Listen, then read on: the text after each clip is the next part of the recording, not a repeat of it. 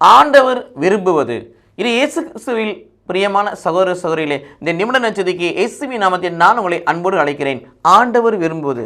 ஆண்டவர் எண்ணற்ற காரியங்களை விரும்புகிறார். அதில் குறிப்பிட்ட சில காரியங்களை உங்களோடு நான் பகிர்ந்து கொள்கிறேன். ஓசையா அல்லது ஓசியா 6ஆம் அதிகாரம் 6இல் வாசிக்கிறோம். உண்மையாகவே சொல்லுகிறேன், பழியே அல்ல, இரக்கத்தையே விரும்புகிறேன். மனிதன் பழிகளை ஒப்புக் கொடுத்து பாவ என்னமான பலி, குற்றம் நீக்கும் பலி, போதன பலி, பலவிதமான பழிகளை பழைய ஏற்பாட்டில் ஒப்புக் கொடுத்தே இருந்தார்கள். ஆனால் நிவாரணம் இல்லை, மனமாறல, மீண்டும் அவர் வணங்கா கழுத்துனராக இருந்தார்கள். அந்த பழி அவரை திருப்திப்படுத்தவில்லை. ஆகவே தான் இப்படி பழி செலுத்தி அவர்கள் திருந்தாதபடினாலே அந்த பழியர் விரும்பாமல் போயிற்று. அதை தான் இங்கே சொல்றார் ஓசையா 6:6. உண்மையாக சொல்கிறேன், பழியே அல்ல, இரக்கத்தை விரும்புகிறேன்.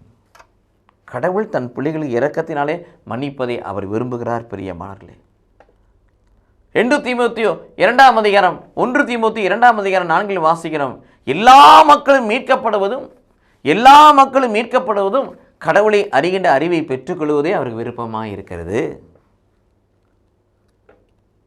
மத்தேயு நற்செய்தி 8ஆம் அதிகாரம் 2இல் விரும்புகிறேன் குணமாக, சித்தமுண்டு சுத்தமாக. எல்லோரும் சுகம் பெறுவது ஆண்டவருக்கு ஏதோ உள்ளத்தில் மட்டும் சுகம் அல்ல, உடலிலும் சுகம் பெறுவது ஆண்டவருக்கு விருப்பமாக இருக்கிறது.